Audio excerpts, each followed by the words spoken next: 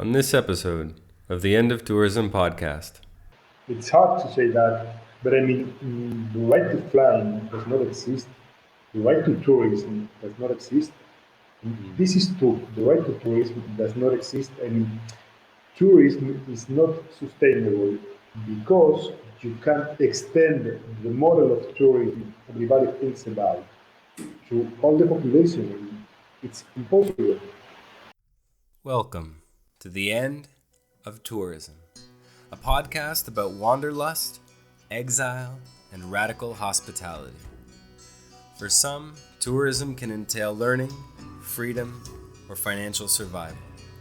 For others, it means the loss of culture, land, and lineage. Our conversations explore the unauthorized histories and consequences of modern travel. They are dispatches from the resistance. Our guest today is Daniel Pardo, an organizer of various neighborhood organizations in Barcelona, Spain. Today we'll be talking to Daniel about his work with ABDT, the Assembly of Neighborhoods for Tourism Degrowth. Daniel moved to Barcelona 15 years ago and has since become a passionate activist, investigating and fighting against the exploitation of his city and its people. He's also currently the coordinator of the project Biblioteca de Objetos, the Library of Objects. We are also joined by Ana Elia, a friend and native of Barcelona who completed her doctorate on gendered social networks and community-based ecotourism projects in Ghana. She is the co-director of CEHDA, a migrant and environmental justice organization founded by Ghanaian migrants to support rural resilience in Africa, as well as to support migrant people in Catalonia. I caught up with Daniel and Ana Elia to speak about Barcelona, what has become of it as a result of overtourism, and the local struggles against touristification there. We discuss what the COVID-19 pandemic did to Barcelona and what, if anything, we can learn from the Great Pause. This episode is entitled Neighborhood Resistance and Resilience in Barcelona. So, Barcelona has a long history of hosting international tourism events. The World's Fair, the Olympic Games, and most recently the Forum of Cultures. As a resident of Barcelona, how have you seen your city change over the course of years or decades as a result of tourism? I will start by my own experience. So when I got to Barcelona about 15 years ago, it was already a mass tourism destination, but there were quite many differences. Things have got worse and worse in these 15 years, meaning that the massification of the city has increased quite a lot. But I must say there's also, the other thing that changed a lot is the fact that people from Barcelona no longer accept this fact as something that is fine and they live with, but touristification has become a public problem since about, I would say, between 5 and 10 years, and this is a solid reality that won't change that easy as it was before. In the past, there was really no public debate about it, and this will keep on happening as long as touristification keeps in the same degree. And if we must go back in the years, it's really very difficult to explain all the evolution of tourism in Barcelona. That's always a very important date to point, which would be the Olympic Games. But it is also true that during the 80s, Barcelona, it was on another level, but it was already a touristic place. It is true that almost nothing. So I don't know. I mean, yeah, there has always been, except for the pandemic, there's always been more and more tourism, and this continuous growth of touristification has also been accelerating during the time, just to give a general. Daniel, you are a organizer, participant, and leader of the organization ABTD, or the Assembly of Neighborhoods for Tourism Degrowth in Barcelona. Could you tell our listeners how ABTD was formed and what are some of its principles and principal actions? So, in fact, it's a quite young organization. It was born about 6 years ago, I would say. And somehow it's the consequence of different things that were happening in this city since a while. I could go back until the beginning of the 21st century. In that time, there was no public conflict around tourism and touristification in Barcelona. There was just the beginning of some kind of conflict around tourism rental apartments, a long time before Airbnb, but there was already this kind of accommodation, and some people were complaining about it. It was really small in that time, and for a long time, the only problem observed by most people around this kind of accommodation was the problem of how to live by this kind of apartments, and it was not conceived as a housing problem, so somehow as a political problem. This kept on for a while, and sometime 6 years later, it's the time I got to Barcelona. And so I can say that in that time, I started to participate in some neighborhood organizations here in the center of the city. And what I saw in that time was that even without being aware of it, these kind of organizations were specializing in touristification. I mean, when there was some housing problem, there was always a hotel or this kind of apartments behind. When they were fighting because of a work conflict, it was usually because of a hotel or a bar or something like that.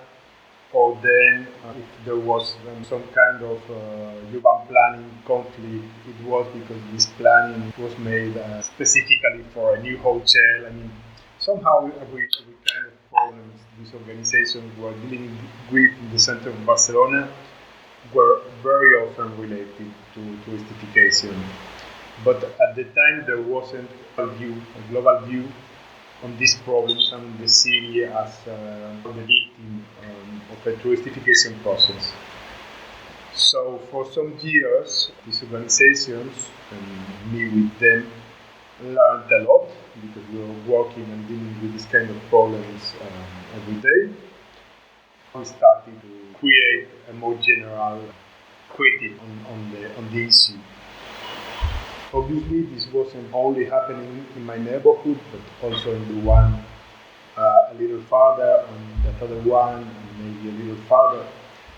At some point, some of us started to think that we needed some kind of coordination space in order to scale struggle in the same way that the problem of touristification does.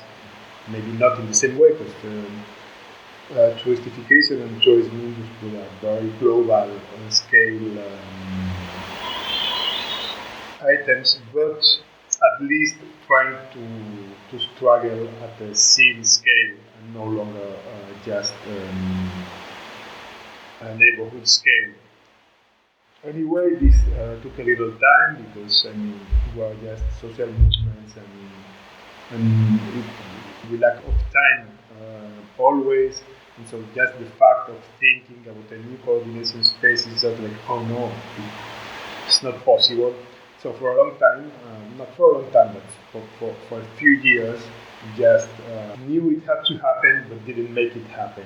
And then in 2015, there were some things that somehow pushed creation of a coordination space. First of all, in the summer of 2014, people started to see every day lots of people getting into the buildings with the bags and homes in the Barceloneta, which is a very popular neighborhood, are really small.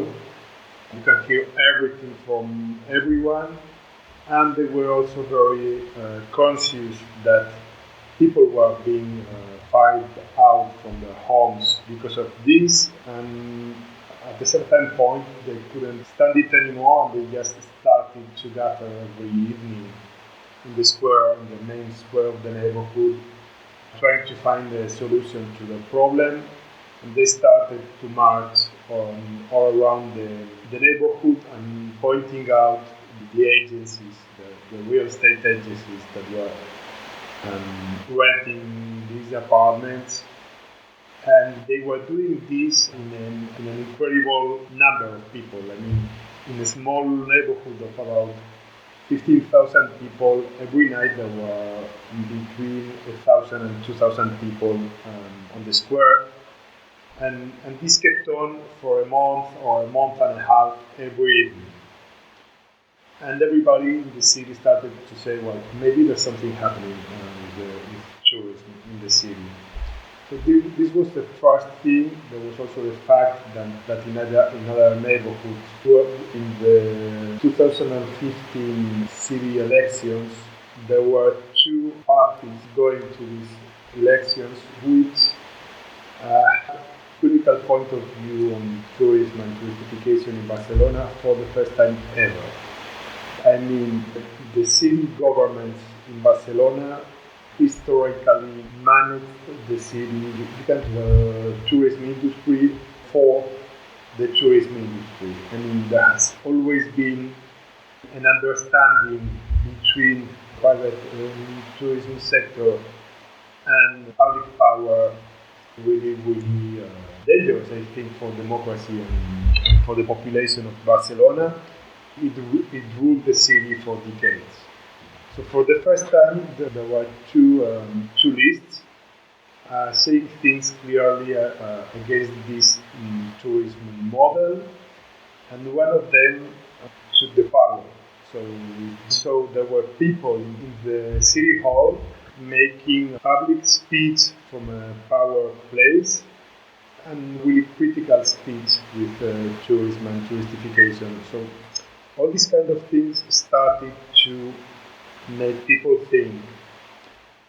The other one, which is probably the strongest one, is just the fact that the verification process became much too hard for people to keep on ignoring it.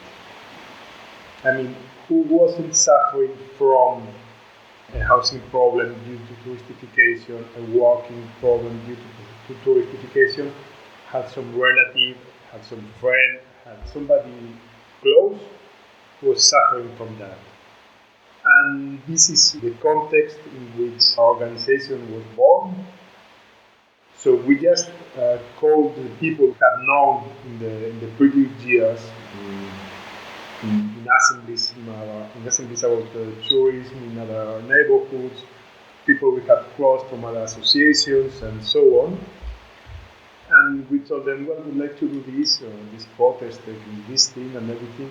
So the answer was the same from everyone, and everybody said, yeah, let's go. But then when this will be done, we keep on gathering and thinking together. And so this was the beginning. And I mean, our reaction really couldn't believe it, because the reaction had clearly overpassed the proposal we had done. So I think I think that was what point things had changed, and that is how it was born. And I would say for at least, the first 3 years of the life of the ABDT, I take a look back nowadays, and I just can think it was amazing. I mean, in 2015, the same year that ABTD was founded, the political party Barcelona en Comú was elected on the ticket of looking to limit tourism in the city. What, if anything, have you seen in regards to the successes of that political party since their election, and what do you think have been the limits to achieving the goals within the political spectrum, within the political party process? so I can only say it was quite a big deception. I mean, for 6 years. So when they started, they were really, I won't say radical because it was really far from our goals, but there were many things we could talk with them, and there were quite many places we could meet, with many ideas we could share. But as the time passed, as these first 4 years passed, they got softer and softer in front of the tourism industry. The tourism industry made clear to them that they were very vulnerable in terms of elections and votes. They were directly attacked by tourism industry, and so little by little, they, I don't know if I'd say gave up, maybe yes.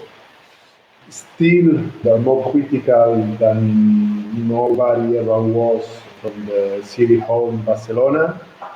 But this hope that there was about 6 years ago, I think it helped quite a lot to generate grassroots movements. This hope is no longer there.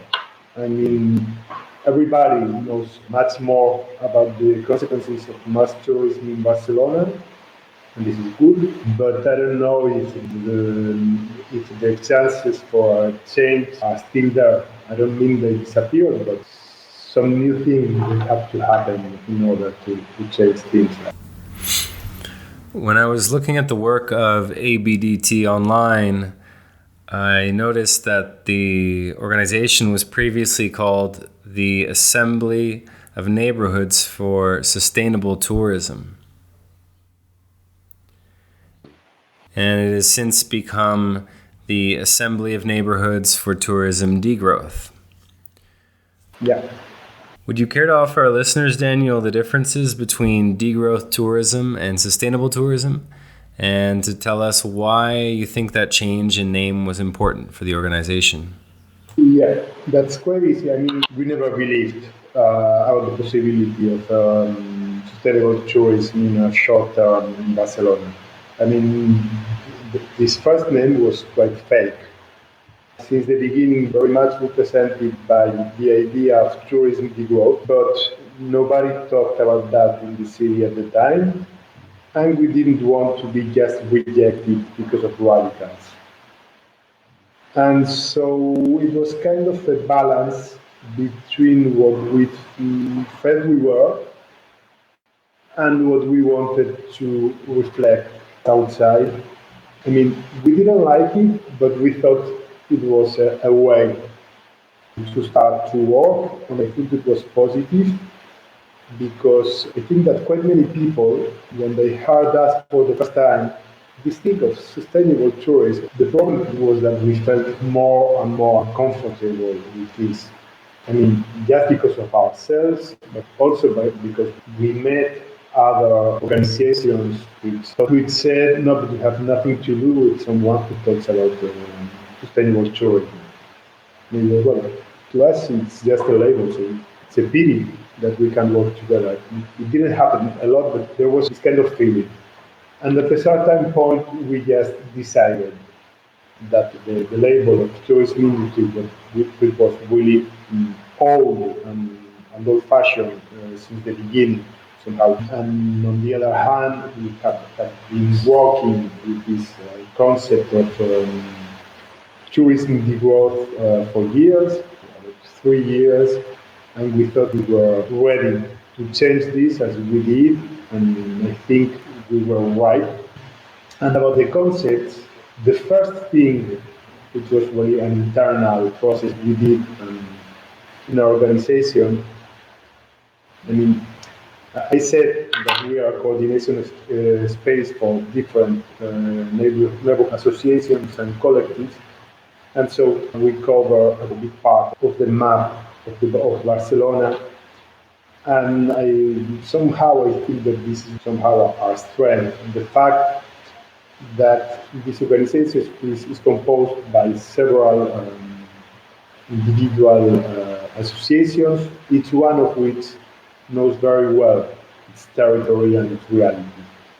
And so what we did was a very simple diagnosis process in which each neighborhood analyzed its situation, taking in account the same inputs: accommodation, public space, work, contamination, pollution, whatever. And then we just put it all together and we made somehow an approximation to a city diagnosis on touristification.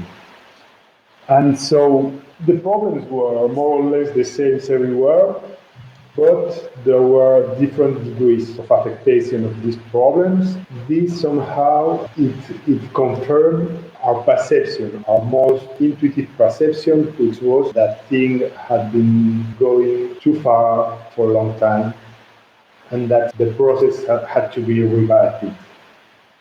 And this is the place where this concept of tourism degrowth begins. Somebody was saying, no, but it's not enough to decelerate things. I mean, we just can't keep on growing. We need tourism degrowth. We need to take this down. As we started to think about the idea, which we developed, not in the little detail, but with some ideas to put in practice this concept. And to give our listeners some context, where does the desire for degrowth come from when sustainability isn't enough, right? The housing crises that grip tourist towns or cities is generally a result of gentrification, but tourism plays a huge part in that. Local people can't afford to live in the very places they grew up in. Their homes turn into Airbnb rentals, as I'm sure you know very well. Some people refuse to leave. Both squatting and evictions begin. So, what is it like to live in a city like that, being surrounded often by hordes of tourists, and then wondering coming home if you can afford the rent for next month or next year? I mean, the first idea that comes in my mind is about precarity. The whole life becomes much more precarious. First of all, because many people don't know how long they will get to stand in that place, but also because even if you can stay, maybe your people, your friends must leave, and this is also precarity. Also because so many shops that we need in our day-to-day life disappear and are replaced by things by things that are useful for local people or impossible to pay them. Also because the jobs also specialized in tourism, which is the most precarious sector in the city of Barcelona. And then we have also many other problems as the many places in the city and mainly in the center are really crowded by masses, and then you can't easily walk going from one place to another. So there's all these kind of problems, but I have to say the human being is very adaptable. For example, the Rambla is so famous avenue in the center of Barcelona, and I mean, I think I didn't walk it truly for 14 years in the pandemic, because locals don't walk the Rambla. We just cross it. And this was our perceptions, but then somebody made a study of mobility, studying the profiles of people crossing and walking the Rambla. And it was, right, every tourist walks the Rambla from a point to another. and locals don't do it at all. But not because we don't like it. I mean, I learned that I liked it a year ago. I never tried to walk it because it was really awful. And because when you're in your city, if you have time to take a walk, it's good, but usually you're going to places in the same time as you're walking. This kind of avoiding places, making circles to get to places, it's made by places you must avoid and places you can walk more easily. Wow.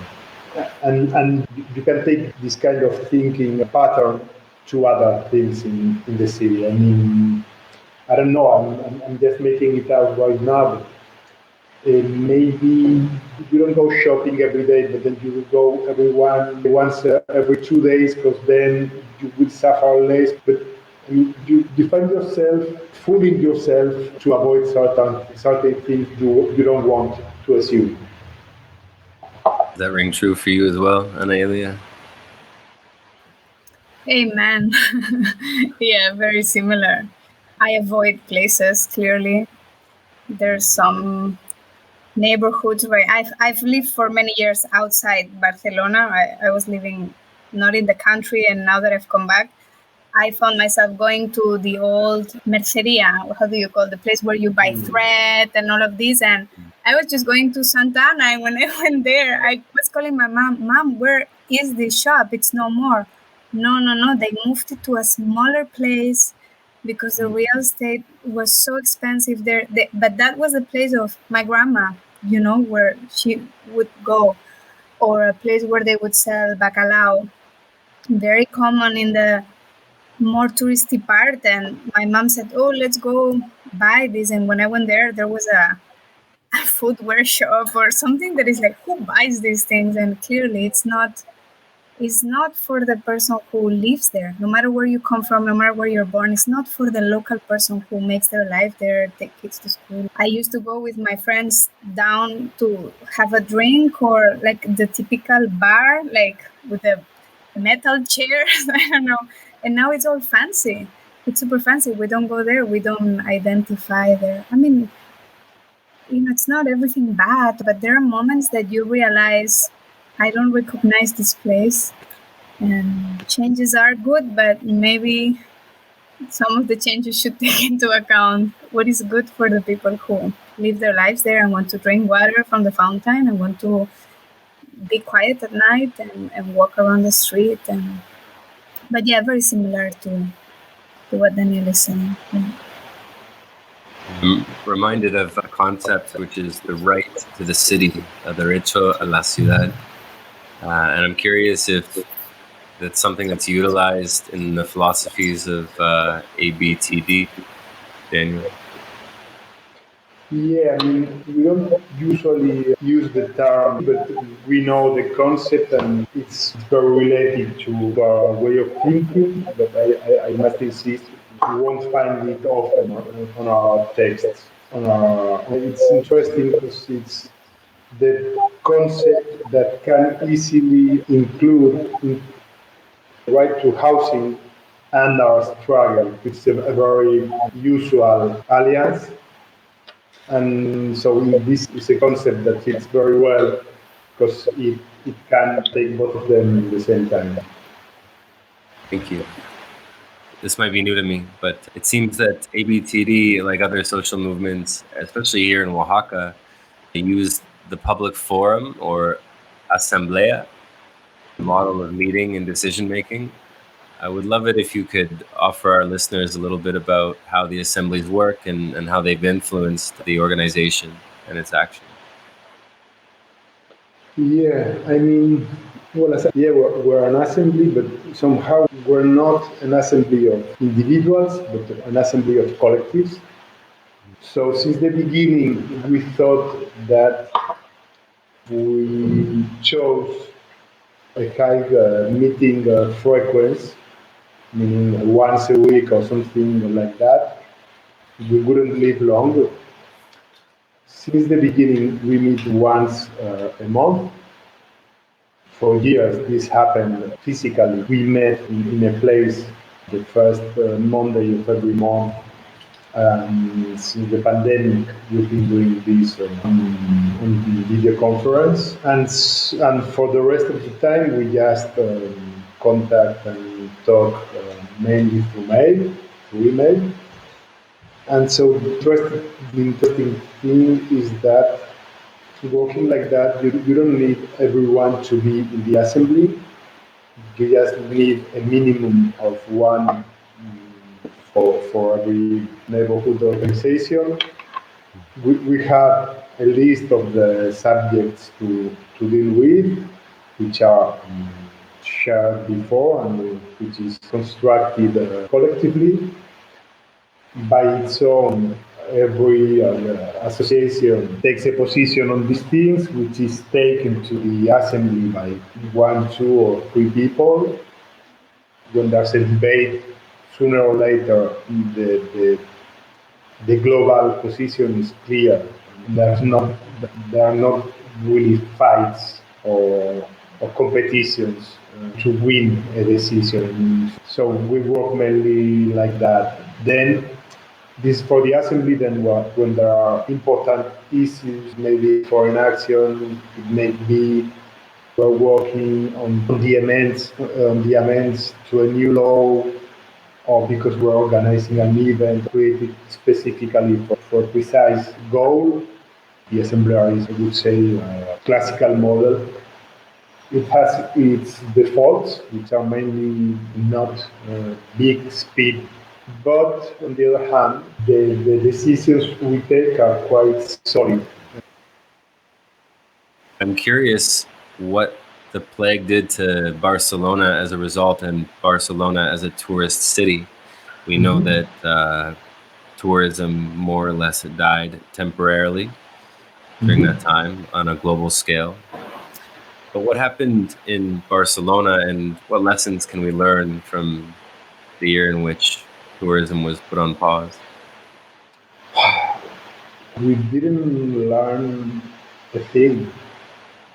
The thing that we learned, we knew them. I mean, somehow it just served to confirm what we've been saying for years, which is there's an excessive dependence of the city economy on tourism, and this is dangerous.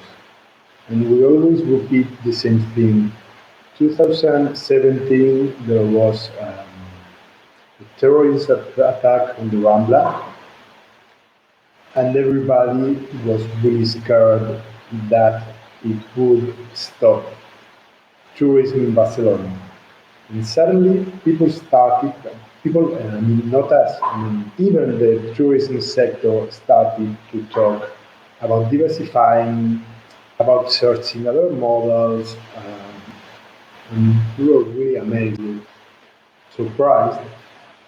This lasted for 2 or 3 months until tourism just recovered. Well, so 3 years later, we passed 3 years saying what happened with this idea of diversifying, of searching other things, and nobody cared about it. So there's been a pandemic, tourism stopped, and there was nothing prepared. Nobody said we couldn't know. And all they can say is we don't care. And they can say we don't care because, I mean, they do care about their money, but who takes the worst part are people working in this sector, which is monopolizing the economy of the city and also the jobs. They're doing all they can to get back to what it was, even if it was a disaster, even if climate emergency is more evident than ever. But everybody in Barcelona is talking about the airport extension, I mean, about a bigger airport. So they don't want to learn. I'm curious about the question for Daniel. Please go ahead. Given that the citizens in Barcelona, we got used a little bit these past months to live with less tourism, that we are able to walk freely through a park that we usually have to do huge lineups, or that we got the chance over the past months to walk a little bit of La Ramblas. We experienced something that for many years we haven't experienced. Do you think there's an opportunity now that people have embodied a little bit a life without tourism, that now when all the monster comebacks again, that we're going to be able to speak from the contrast, that we'll have more critical mass again for some time before we numb ourselves, to unite forces and say, hey, this is crazy again? Or you think this will just go unseen and, there's no opportunity now from the contrast that is coming up?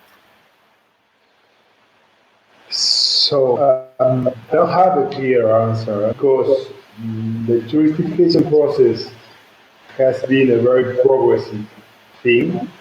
I mean, we have been taking our city little by little, and suddenly we got it back. We got it back with enormous problems. I mean, many people without work, many people without a home, enormous problems. But for a while, the city got back to us.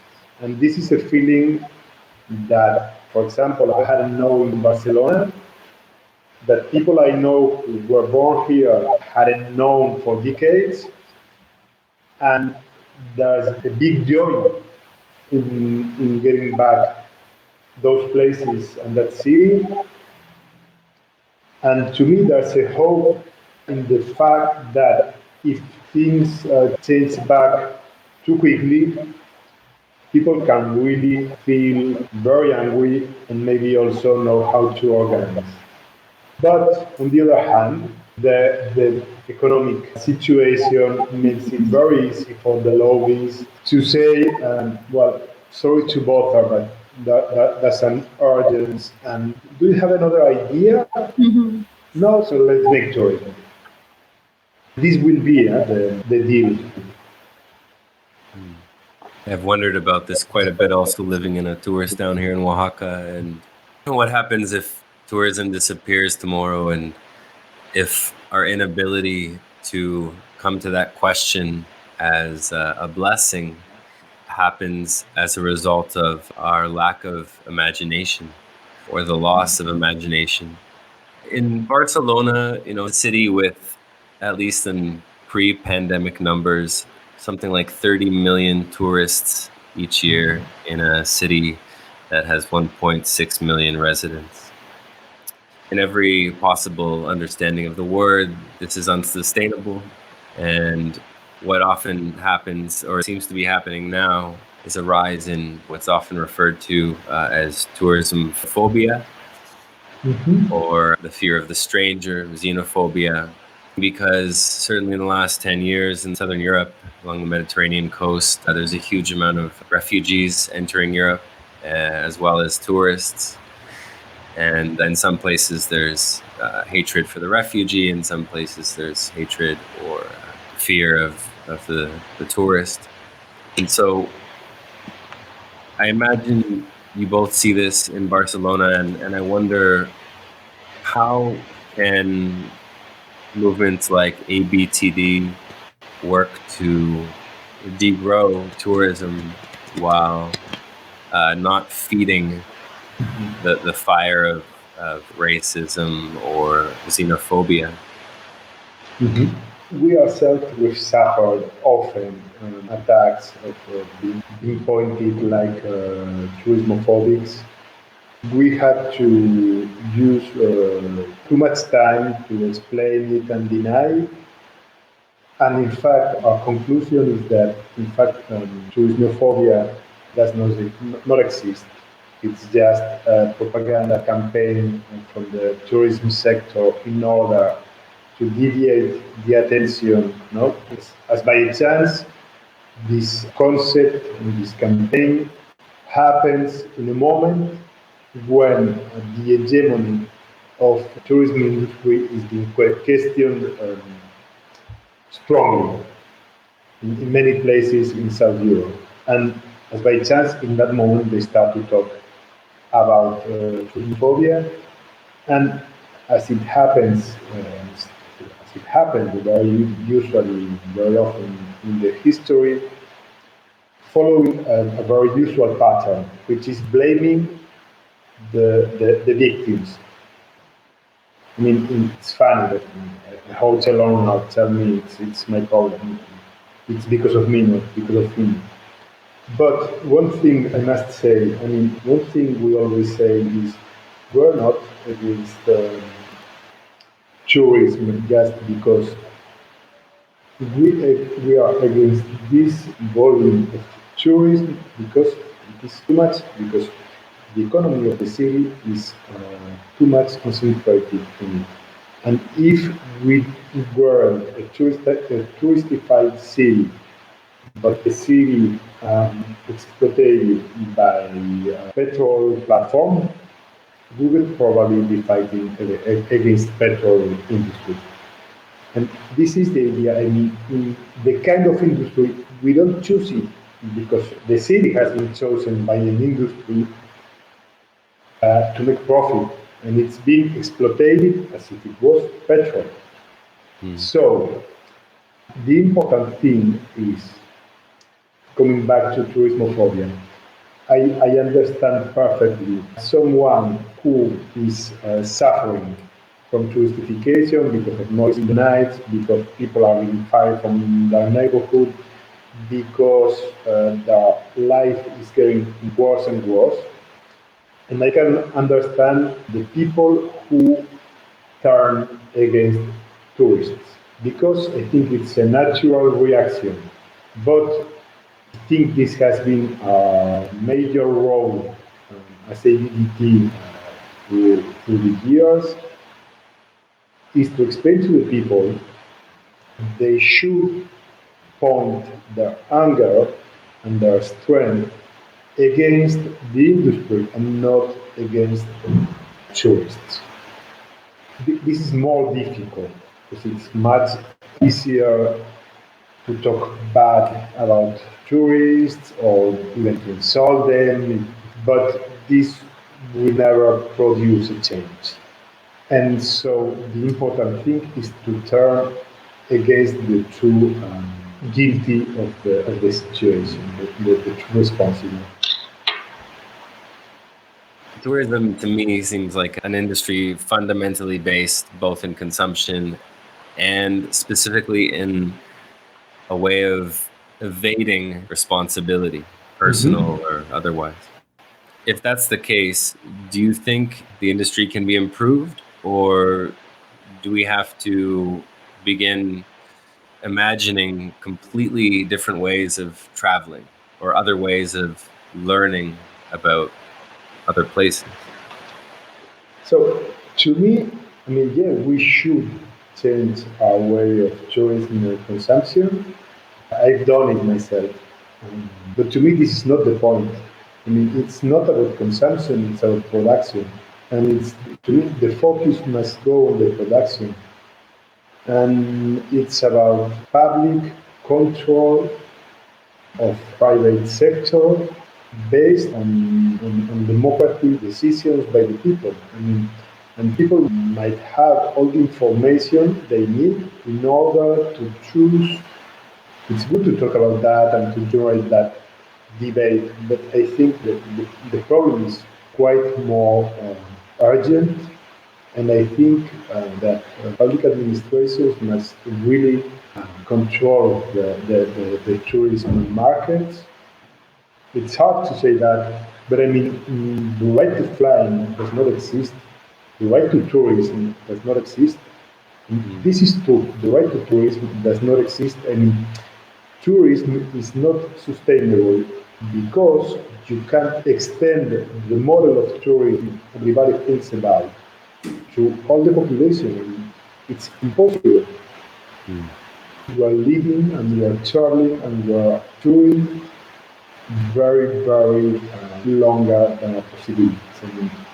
And our possibilities are the ones of our planet, and we keep talking mainly about the effects of touristification in the city. But talking about the planet, tourism is one of the main producers of CO2 emissions. So it's not what should we do, and the planet is telling us what to do, and we are not listening at all.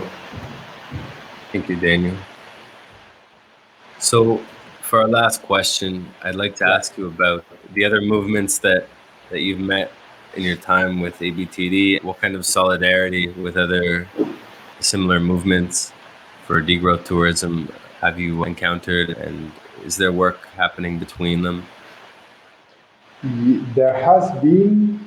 We didn't have the time to strengthen this network as much as we would have liked, but there's a work that was done.